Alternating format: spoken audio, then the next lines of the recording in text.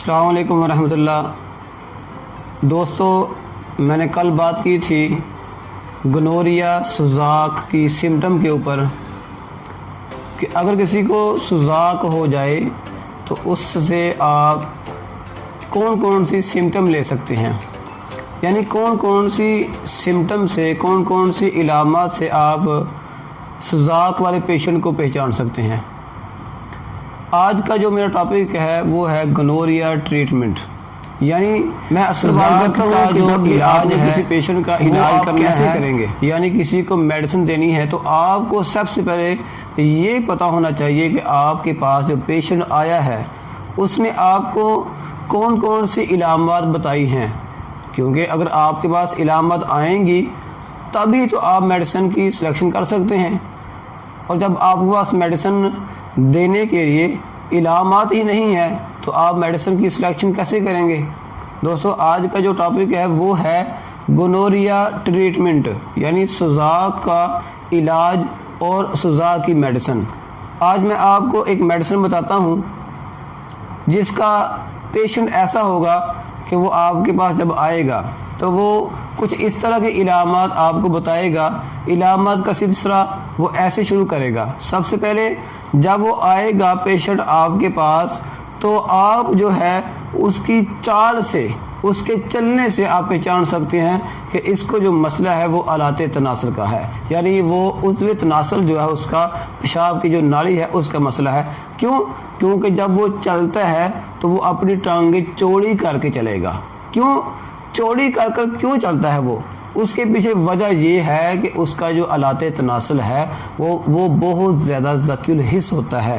وہ ٹچ کرنے سے، کپڑا لگنے سے، ٹانگ کا آپس میں جو رگڑاؤ ہوتا ہے، رگڑ لگنے سے بھی ذکی الحس ہوتا ہے، اسے تشنجی تکلیف ہوتی ہے، اس لیے وہ کوشش کرتا ہے کہ اپنی ٹانگیں جو ہے وہ چوڑی کر کے چلے۔ دوسرا، جب وہ بیٹھے گا تو آپ کو بتائے گا کہ ڈاکٹر صاحب میرا جو پیشاب ہے اس میں پیپ آتی ہے، اس میں ریشہ نکلتا ہے، اس میں پس نکلتی ہے، ڈاکٹر صاحب میرا جو پیشاب ہے وہ بند ہو چکا ہے، پیشاب کی رکاوٹ ہے، ڈاکٹر صاحب جب میں پیشاب کرتا ہوں تو پیشاب کی جو دھار ہے وہ پھٹ جاتی ہے، یعنی کہ ایک دھار کی بجائے دو نکلتی ہیں۔ وہ دو کیوں نکلتی ہیں؟ کیونکہ پیشاب کی نالی میں پس کی وجہ سے وہاں پر رکاوٹ ہے، اور اسی جو پس ہے، اسی پس نے ایک دھار کی بجائے دو دھاریں بنا دی ہیں، دو نالیاں بنا دی ہیں پیشاب کی۔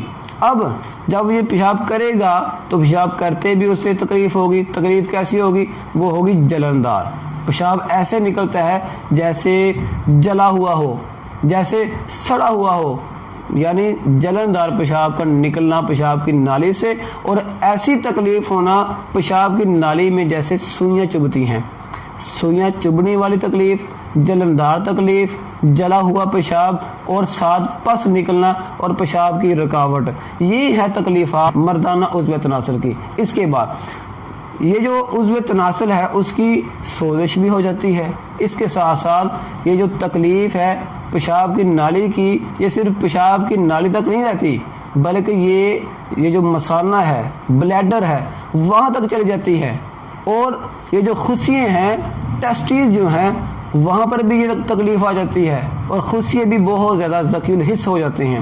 دوستو، یہ جو علامات ہیں، یہاں کا جو سلسلہ ہے، یہ جو علامات ہیں ان کا سلسلہ بہت لمبا ہوتا چلا جاتا ہے، لیکن اس کی وجہ کیا ہے؟ وہ ہے سوزاک۔ سوزاک کو تو آپ علامات سے ہی پہچان رہے ہیں نا، یہ جو علامات ہیں یہی بتا رہی ہیں کہ یہ جو پیشنٹ ہے اس کو سوزاک ہے۔ اب ہمارے پاس ایسی کوئی میڈیسن ہے جو ان تمام علامات کو اپنے اندر سمیٹ لے، کور کر لے، یعنی تمام کی تمام علامات ایک ہی میڈیسن میں پائی جاتی ہوں؟ جی دوستو، وہ ایک ہی میڈیسن ہے، اور اس میڈیسن کا نام کیا ہے؟ کینابس سٹائوا۔ ہومیوپیتھی کی ایک میڈیسن ہے کینابس سٹائوا، اس کی یہ تقریباً تمام علامات ہیں، یعنی یہ جو پیشنٹ نے آپ کو بتائی ہیں، جلندار تکلیف، پیشاب کا دھار کے ساتھ آنا، اور تشنجی تکلیف، ذکی الحس ہونا، یہ تمام قسم کی جو سوزاکی علامات ہیں وہ آتی ہیں کینابس سٹائوا میں۔ اس کا استعمال آپ کیسے کریں گے؟ کوشش یہ کریں کہ آپ کینابیس سٹائوا کو مدر ٹنکچر میں یا پھر 3 پوٹینسی میں یا مدر ٹنکچر میں لیں، اور اس کی جو خوراک آپ نے استعمال کرنی ہے وہ اگر مدر ٹنکچر لیں گے تو 10 سے 15 قطرے صبح، 10 سے 15 قطرے شام، اور 10 سے 15 قطرے دوپہر کو کھانا کھانے کے فوراً بعد استعمال کرنے ہیں آدھا کپ گرم پانی میں۔ آپ انشاءاللہ اس کا رزلٹ لیں گے، زیادہ سے زیادہ آپ کا 1 ہفتہ لگے گا۔ 1 ہفتے میں یہ جو سوزاک کی علامات ہیں آپ کی انشاءاللہ کور ہو جائیں گی۔